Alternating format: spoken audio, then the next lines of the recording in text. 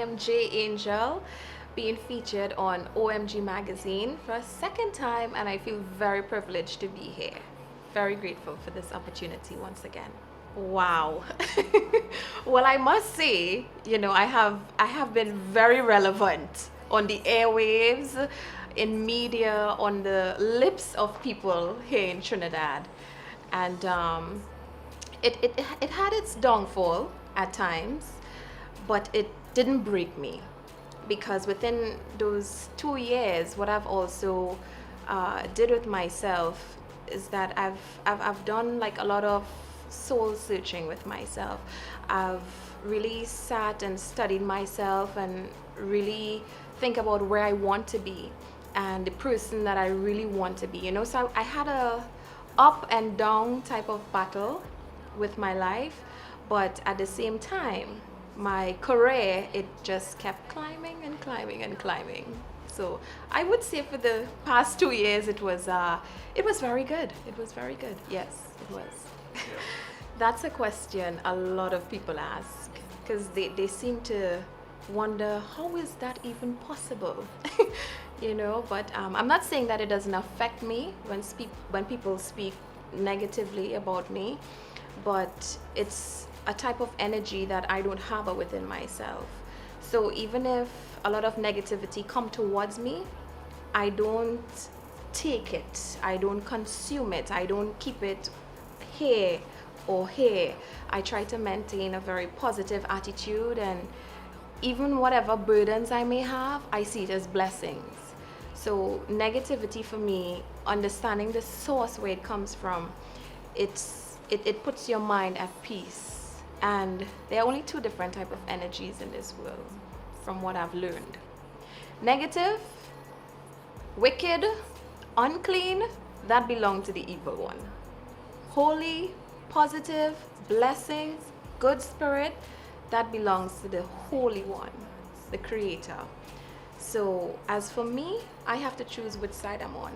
So even if people come to me with negative energy, I just see it as they're on a side that I don't want to be on. So I just leave it as that. I think over the past few years, as I kept growing in this industry, I am someone of interest to people.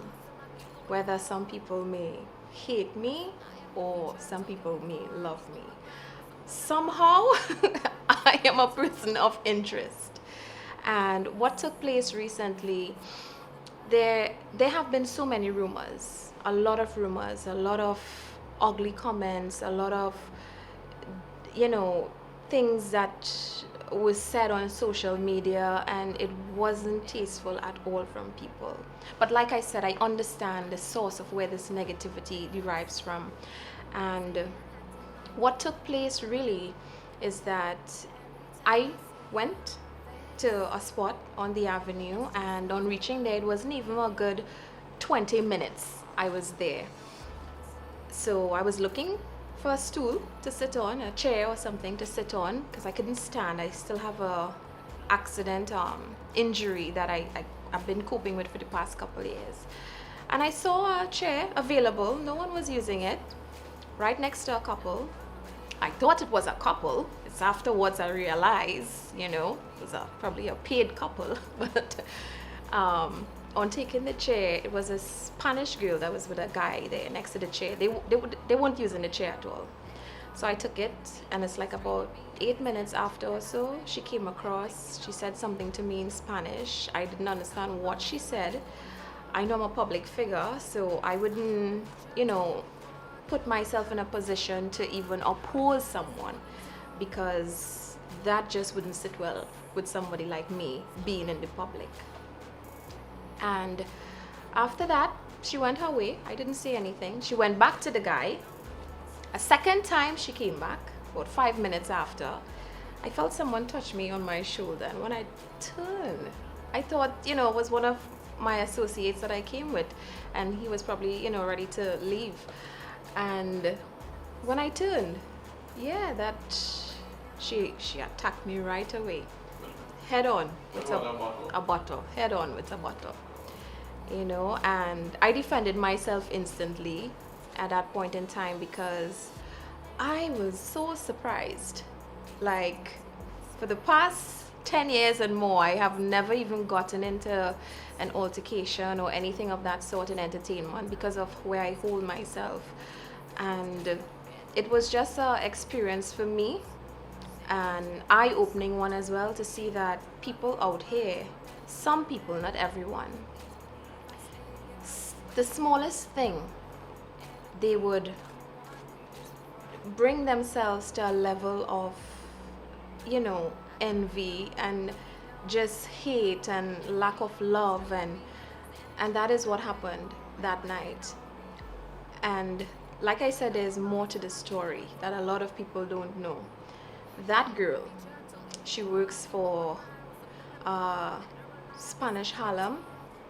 It's a Spanish bar in Barataria, and the guy that she was with is a police officer, and he paid for her because she's in the country illegally, and he paid for her that night. And he said he didn't want it to get involved. Being a police officer, witnessing all that, he didn't want it to get involved because he paid for her that night, and he didn't want it to get exposed. I know him. I found out eventually who the guy is, what station he works for, what's his name.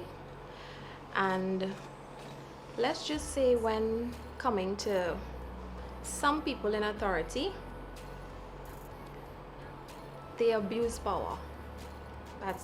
That's what they do. He doesn't want to get exposed, and he just left it like that, you know. And I think afterwards he left with her.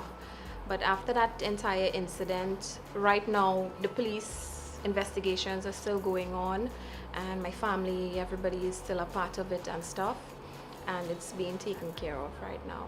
Yes, but there's a possibility that the female is back in I think it's Venezuela, they said she's from. Yeah, there's a possibility that she's back there. You see, the thing about it is that I know the type of person I am. So when people speak about things that they don't know, people weren't there. Most of these people that, you know, keep commenting and saying such negative things, they weren't there that night. And I know what took place. Whatever they say doesn't define me, because I know the person I am, you know, and people around me, they know who I am. And the very first person that called me was Samson Nanton, because people have been calling him and, you know, giving him so many stories, and he called me, and I respect that man for doing so. He said, Jay, I want you to tell me what really went on, because it's so out of character for you to behave the way people are describing it. And I told him the truth, and then they ran the story from there. But it just goes to show that even with your downfall, people praise that. People look forward to your downfall. Yeah, they want to do that. And even in seeing your downfall, they tend to form, you know, derisions about you so that they can feel powerful in some way. But to me, that doesn't define who I am, like I said, and I always bounce back. Always bounce back. But it doesn't stop me from growing, you know. It doesn't stop me from focusing on my goals and where I see myself and how much I want. Yes, the bigger picture here really is me not losing myself, you know. I mean, it's like I said, it's over 10 years now I've been in entertainment. I know what the territory gives. I have experience in it. Any little thing that I do or I don't do, it will always be scrutinized. There will always be rumors. There will always be people, you know, trying their best to just cave in to break me, you know. And it's something that I know. I face reality. So at the end of it, I always look at the bigger picture, which is staying positive, harboring that positive energy and moving on no matter what. And I have changed my life so much so much, when I tell you so much, over the past 2 years, that a lot of people don't even know that, but in doing so, I did it for me, because a lot of people out here, they take chances with their life. I don't. I prefer to make changes. To me, that is more factual and more beneficial for one's growth. So in making changes, it really shows strength of a person. So at the end of it, when people just sit and have their perceptions formed in whatever way that's pleasing to them, that's their perception. It doesn't define who I am. And I don't even know these people. That's the thing. I don't even know these people. I've never met them in my life. They know who I am. And that's the thing, I always tell young people, because I tend to go to different schools and I speak to youths and stuff, and I always tell them, it's either you affect their life or you allow them to affect your life. And having someone or people to affect your life, it shows you have no control over your life. They define who you are. That's not the case. You just have to continue affecting people's lives out here. And that's just my whole purpose of living and helping people, like I said. Yes. 2017, first off, I must say, J Angel is not a soca artist, okay?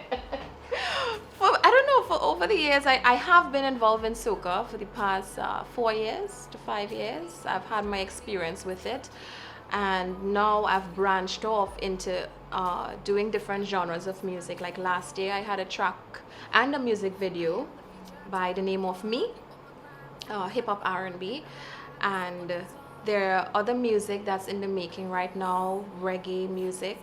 So I'm not a soca artist, not saying that I wouldn't sing soca again, but it's just that I'm at a different stage in my life right now where I want to really express myself, tell my story on different genres of music that can allow that, and reggae is one of them, hip-hop R&B is one of them. Not saying soca isn't a good platform to do so, but it's much more of an expansion when coming to reggae music, and that's what I love to do. So I have the opportunity right now that I'm working with a producer out in Italy. He is part of a very popular band out there, and they do a lot of touring and stuff, and I have some projects I'm doing with him. And plans are afoot for me to go to Italy by the end of this year for a week tour, and I'm really looking forward to that. So things are in the making right now. Music is there, but I wouldn't say my career or who I am, being J Angel in the entertainment industry, is a priority for me. My main priority is really helping people, as much people I can help with my life. I think that's the purpose of really living, doing stuff to help people, to bring some sort of purpose to someone's life, and that's my main priority, together with being the person who Jehovah wants me to be. Yes, with not just my experiences in life, but speaking and sharing knowledge, sharing experiences and listening to people, being an ear for people, and motivating them in such a way that they can try to figure out for themselves their very own purpose in life. Because there are a lot of people out here that's very, very, very unhappy. And coming back to the question you asked me concerning why I always seem to bounce back, is because my happiness doesn't derive from the things that's around me. It derives from what I put in here. That's why I can always bounce back. And I pray a lot. I can test to that, because at one point in my life I was stuck in that type of mindset. But then when I came to really understand what having a purpose really means in this life, it really opened up my eyes to see the more important things. Money, what is that? Having the best job, what is that? Having riches, having wealth, what is that? Those things are temporary. It's not everlasting. It doesn't bring happiness. True measure of happiness is really finding yourself, is really knowing yourself. And the only way you can really do that, for me personally, I decided to get to know my creator. I decided to get to know who, who is God and what purpose he have for us, and what type of person I want to become in life, and by doing so, it helps you to be in a better position. And like you said, there are things that you would come to realize you would have to work on, because I'm not perfect, or I'm not living a life of being ascetic or practicing asceticism in any way, but I'm just finding myself. I'm working on becoming the best. That's correct. Becoming the best me there is. And a lot of people, I can tell you, they don't do that. They fear that. And when coming to that, I prefer to have faith than fear. So even if, I have a certain type of attitude and I realize, that isn't doing good for the people around me, that's something I have to work on. And I would work on it. But it's a life-changing task. It is not something that can be done like that. And very few people wake up and realize, I need to change. Just for an example, people around me, any studio I go to, any producer, writers, from the minute, even at the radio station I work at Slam, from the minute I walk in, they would be cursing at it. From the minute I walk in, everybody stop curse, They're like, oh boy, Angel here. I'm not saying I don't curse, but I used to, but because of my change of life and how much I want to become a better person all over, it is even impossible for me to do so at this time. So it's all about how you train yourself, your mind, your conscience, and you would live like that. The way you train this. Yeah. When you know better, you do better. That is so true. That is so true. A lot of people know better, but they just don't want to do better. They just stuck in that badness. And it's a type of energy the world itself, brings forth. If you really look at the way of the world, that's the type of energy it carries. In everything, even in media, that type of badness it fuels. So it's either you're following the way of the world or you decide to step aside and lead a different life. It is there and it is happy as ever. I found myself in a place where I feel in control of my life at this point. So there isn't anything that's in it to stop it or to break it. So to answer that big question, yes, I am single. You're single? I am, yes. I have been for a very long time, and I'm not saying that I'm not interested in anyone or anything like that, but it's just that I haven't found that person to match the qualities that I'm looking for, and to be the best suitor for me, if I can say in English terms. But it's just something that I just put on pause for a bit. People out here tend to want you to compromise yourself, but if I have values and if I have standards and if I have morals and you can't match up to that doesn't make me a bad person. Your morals, your standards is just different from mine, so we're just not compatible. What I'm looking for, I'm not looking, first to begin. What it is might pique your interest. Pique my interest. Wow. A man that is spiritual. Yeah, I would say that. It's not about money, it's not about fame, it's not about spotlight, but someone that is reasonable, someone that is understanding. Have a moral code that you would want to function with. Yeah, and not just that, but just reasonable, you know, understanding. There are a lot of people, I'm telling you, that's at my feet right now. Just last year I had to turn down like 3 proposals. It wasn't heartbreaking for me, but just seeing them, you know, crying, and I just felt pity for them. But it's you know, it's just something to not jump in right away. I'm not saying that, you know, I'm high up on a pedestal or anything like that, but it's just that you have to just be very reasonable and understanding. And a lot of men out here, they, for some reason, they have a lot of trust issues. Me being a female working in entertainment, you know, they see J Angel and her career, and they don't really see me for me. And I think it puts a pressure on them at times. But there is somebody that I kind of have, you know, my eyes on, but whew, I prefer not to even have my eyes on. It's a work in progress. It is a work in progress. Oh boy, he is so much drama for me. Right. So, anything else we could touch on?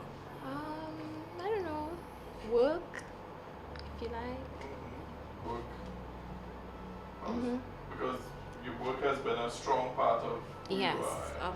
yes, indeed. So how is that? And it's been really good. You know, I've been placed on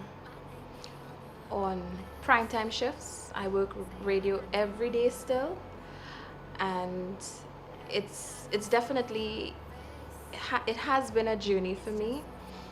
But I also see where it has also been a blessing for me as well, because even getting into the line of radio and being a radio personality and being that female voice, it was something that even people very close to me used to doubt, even while I was growing up, because that was my passion.